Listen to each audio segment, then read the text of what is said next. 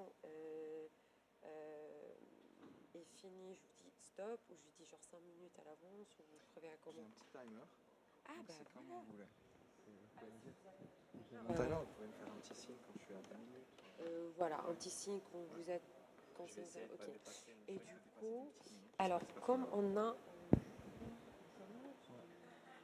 les deux, donc ça serait bien si peut-être on peut une seule question. Voilà, donc et les autres. Ok, donc on va commencer dans 10 minutes normalement. Je vais vous dire qu'on va commencer. Ouais, quand la presse. Il faut juste que je leur parle pour le streaming. Nickel. Merci.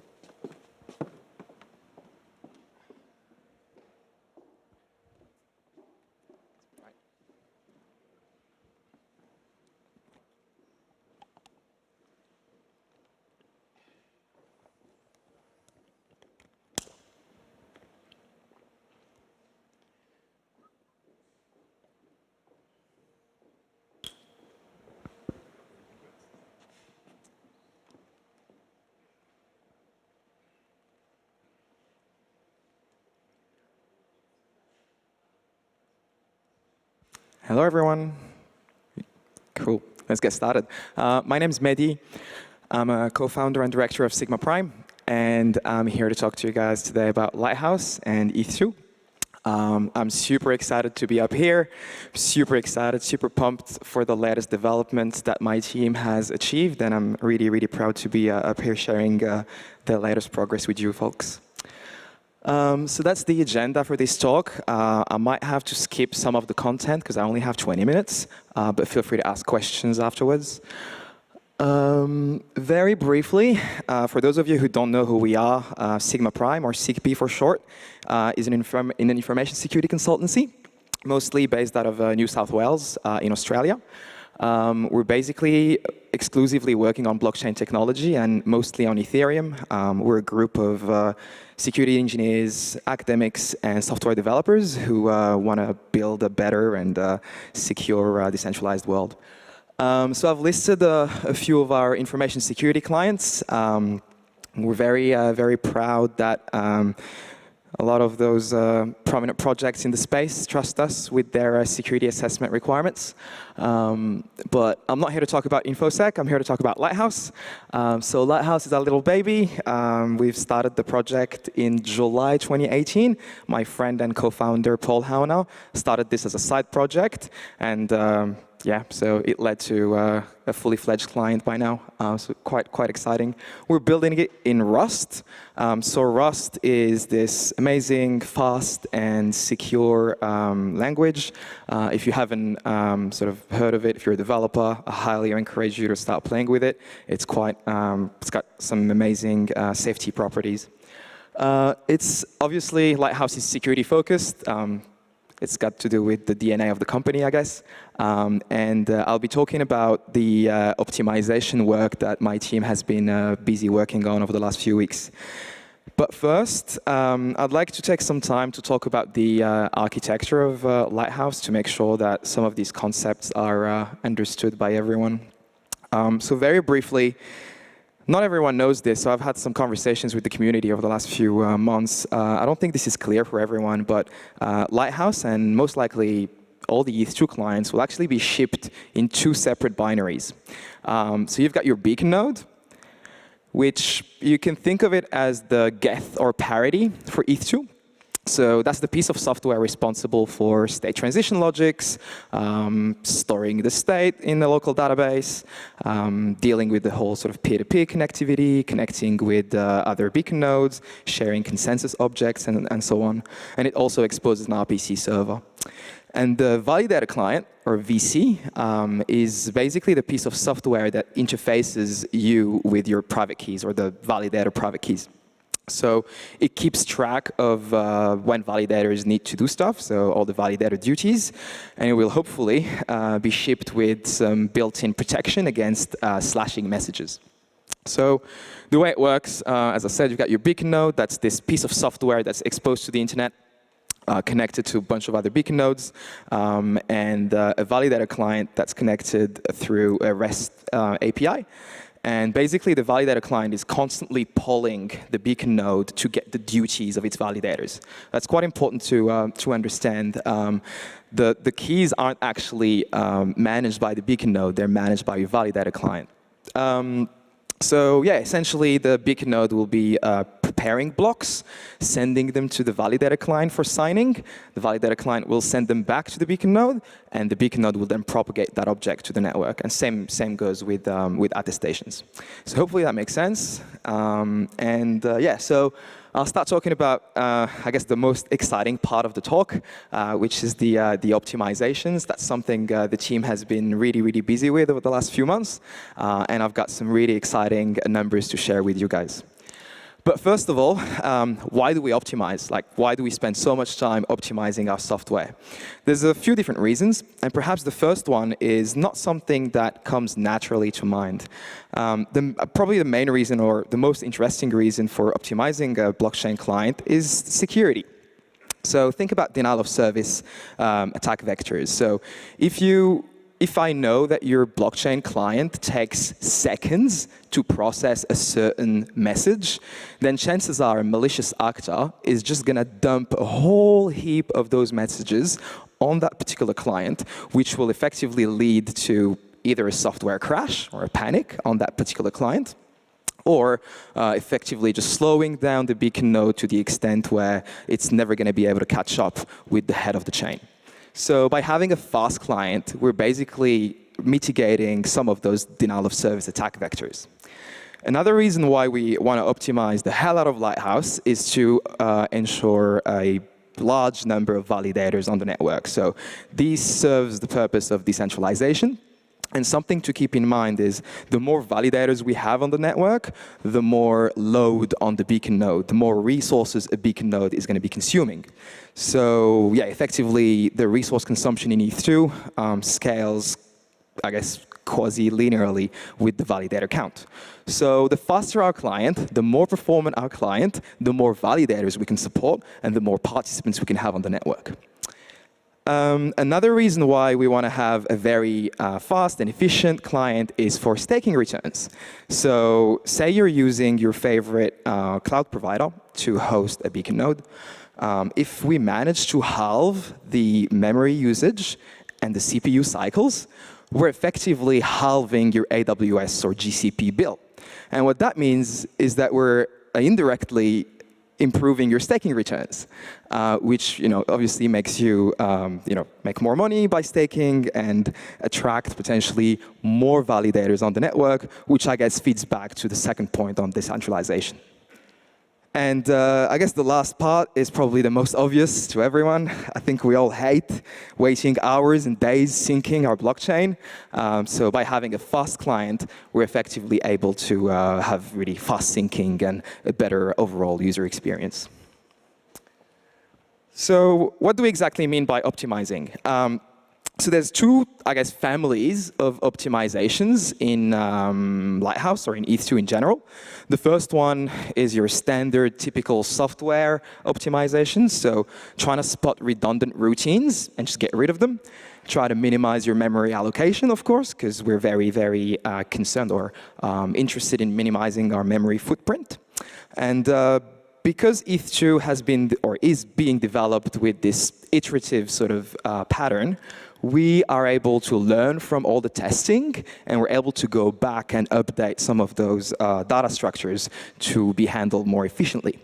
Same goes with the actual program structure. We can learn a lot by running test nets and running simulations, and then going back and updating how the whole software actually is architected. So that's very standard. That's, I guess, stuff that you would do if you were to optimize any type of software. But you've got very specific, domain-specific optimizations that we're particularly interested in. So if you were to go through the spec, it's optimized for readability, right? This means that if you were to implement it naively, you will barely get a working client, especially if you were to try to handle a significant amount of nodes and validators. You're probably not going to, get anywhere. So every single team had to basically digest the spec, interpret the spec, and come up with an actual sort of real-world scenario of the spec that's going to handle the load of the actual real world. I guess one example of such optimizations, we use a validator set, right? That's like you can see it as a list of validators, and this list gets shuffled, right?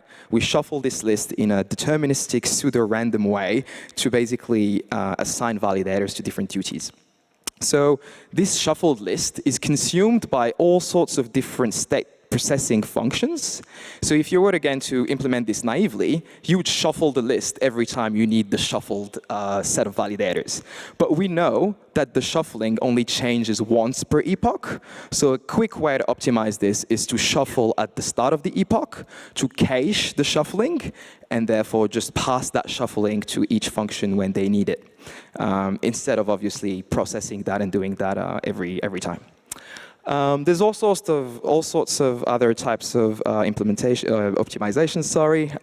BLS is the cryptographic scheme that we're using extensively in Eth2. There's a lot of optimizations that can come out of that, and also the way we handle Merkle hashing can definitely be optimized. So I guess you'll share, hopefully, some of my excitement. Over the last 3 months, we've managed to get our block processing times to be 70 times faster.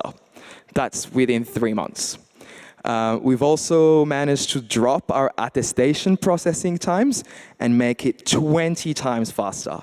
Our RAM usage has been reduced by 75%, and our, I guess, disk I/O has also been drastically dropped down to 90% of what it was.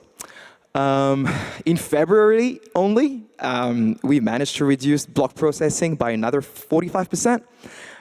We've halved our memory usage, and Paul came up with this great new way of dealing with fork choice, which was based almost entirely on Proto's work, and this yielded a 1,000-time improvement.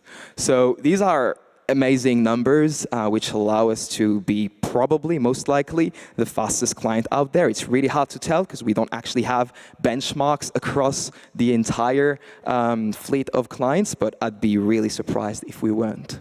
And there's going to be a whole lot of cool stuff coming as well. We'll be swapping to a new BLS library very soon, which will also yield another 2x improvement.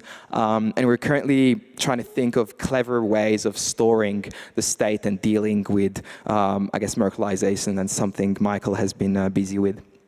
So yeah, super exciting numbers. Eth2 is looking great. Some of our achievements, Lighthouse or Sigma Prime was actually the first team to produce a mainnet spec testnet. So the testnets before that one were effectively all handling a relatively small number of validators. We were the first one to actually prove that we can run with production settings quite comfortably. So this was quite an amazing achievement. We're quite proud of that. We're also the only client that has a working Discovery v5 implementation. So Discovery v5 is the peer discovery protocol that we're using. It was designed by Felix from the Ethereum Foundation, and it's actually running on our testnet today. I mentioned the new fork choice that Paul has been working on, which was quite amazing, yielded amazing improvements. Obviously, we're constantly feeding back to the specification, making sure that if we catch any bugs, we let the Ethereum Foundation research team know. I know Paul has spent extensive time reviewing the Eth1 linking, so linking Eth1 and Eth2, and that led to a few substantial changes to the spec. We have hired 2 more full-time Rust developers to work on Lighthouse. So Diva from Colombia and Adam from Poland. If you're listening to this, welcome to the crew. And we also have some pretty cool advanced syncing strategies that allow us to, again, sync as fast as we can. Cool. Let's grab some water.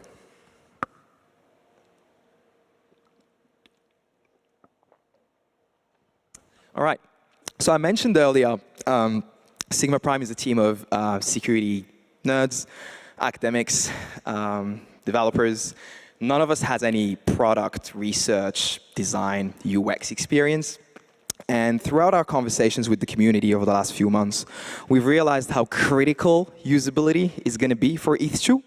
And we basically decided to submit a request for a proposal about a month and a half ago for a Lighthouse user interface. The amount of responses we received was really overwhelming. Thank you so much. I'd like to take a few seconds to thank every single person who went through it and put together a proposal. We couldn't obviously take everyone, but we selected Empire, which is a product design team out of Toronto, Canada, and we're teaming them up with FlexDApps, which is a blockchain development studio based out of Melbourne, Australia. It was obviously a bit sad having to go back to all the people who responded, telling them that unfortunately they weren't the winning vendor. And a couple of them were like, we're going to build it anyway. So we're probably going to end up with a lot more than just one Lighthouse GUI, which is super exciting. Yeah, so some of the objectives of this GUI is to allow technical users to do a lot more with a lot less overhead, and also allow the broader community to participate in helping secure the Eth2 network. And in order for us to do that, we need your help. So I put up a QR code and a bit.ly link to participate in our Eth2 UX survey. So we really need to understand what our users want to see in that UI. And we're obviously, deep down building this stuff, and we may not really understand the usability requirements as well as we think. So if you don't mind sparing a couple of minutes, going through a couple of questions, this would really make this exercise valuable for us. This will lead to an open sourced report that the whole community will be able to consume. And something I forgot to mention, the front end will actually be open source as well. So you can just take it, change it, potentially plug it on other clients, and it should work quite well. I've got 5 minutes. I can talk about one of my favorite topics, fuzzing. I think those of you who know me know how much I like fuzzing my client software and my team's software as well.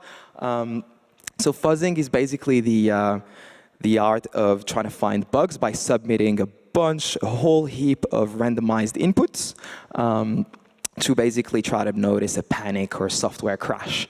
And once that happens, bingo, you've selected an input that's actually triggered a bug. Differential fuzzing is slightly different. You're not effectively looking for panics, even though it will detect panics if there are any. You're effectively sending this bunch of inputs to a multitude of different implementations of the same specification. So this is quite important in the context of Eth2, with a whole bunch of different clients out there all implementing the same state transition functions, meaning that we should all behave the same way given a certain input. So what this does is basically, hopefully, prevents us from splitting the network if we had one of these implementations behave differently. So that's something Sigma Prime has been busy with as well. We've received a grant from the Ethereum Foundation a few months ago to support this effort. And yeah, so ZRNT is the Golang executable spec maintained by Proto. PySpec is the Python executable specification maintained by the Ethereum Foundation. And we currently have on the fuzzer Lighthouse, Nimbus, Trinity, and very recently managed to integrate Prism as well. So that's quite cool. We're currently working on integrating Teku, or formerly known as Artemis, the consensus Java client, which should hopefully be integrated within the next few weeks. We found some cool bugs already, one affecting Trinity and a couple affecting Nimbus. One of them was essentially allowing, so the deposit object was not processed properly. So it was quite a sneaky bug in the sense that you could effectively onboard users on the beacon chain without having them deposit Ether on the Eth1 chain. So effectively printing beacon chain Ether out of thin air. So that's something that was picked up by Beacon Fuzz. So that's some of the stuff we'll be working on over the next few days, weeks. So hit me up after this if you have any questions or if you want to help. The road ahead, everyone keeps asking us, when mainnet. There's a couple of things that still need to be sorted. I've mentioned all these optimizations. They live in different sort of branches, so it's just a matter of merging everything down to master, which should not take long and be done hopefully within a few days. There's also more optimizations that we're thinking of, like pruning the state, pruning the database, and a couple of more optimization strategies in terms of syncing and database storage. We are kicking off an external security review to be performed by our friends at Trail of Bits. So the initial kickoff is scheduled for about 2 weeks from now, but we might push that back a couple of weeks just because we have, again, other optimizations that we are thinking of before starting that process. This probably the third point from the bottom, probably the last one. But we're super excited to start working with the Quilt team and the EWASM team to start prototyping some of those design and research efforts that have been going on for a few months, years now, and trying to prototype some of them in Lighthouse and really start integrating phase 1 and phase 2. Should be super exciting. I'm often asked what's production readiness for Eth2. I think it's really, we can't really launch without a slashing service, right? We need to understand that we need a way to police the network. So we need an efficient slashing service. I haven't seen any yet. I think Prism has been working on one, but we'll be building our own slashing service very soon. That's something Paul is going to tackle in a few weeks. And obviously, we want a validator client to be protected against slashing. So the validator client is almost blindly trusting the beacon node. So it needs a built-in mechanism to realize when it's about to sign a slashable message. And that's it for me. Hopefully that all makes sense. Thanks for listening. And if you have any questions, well, hopefully we've got some time.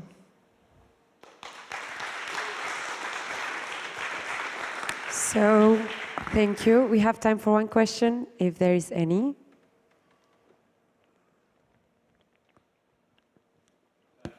Sorry.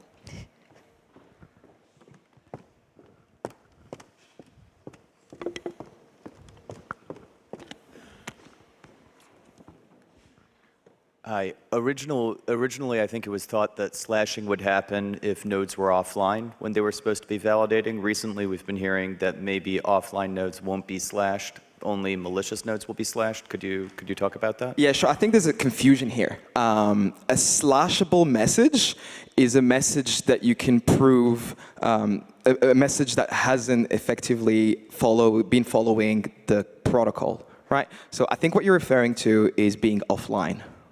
Right? So if you were to be offline for a year, I think the latest estimations basically gets you to bleed out of Ether, and you'll be losing Ether very slowly, up to 10% of your stake.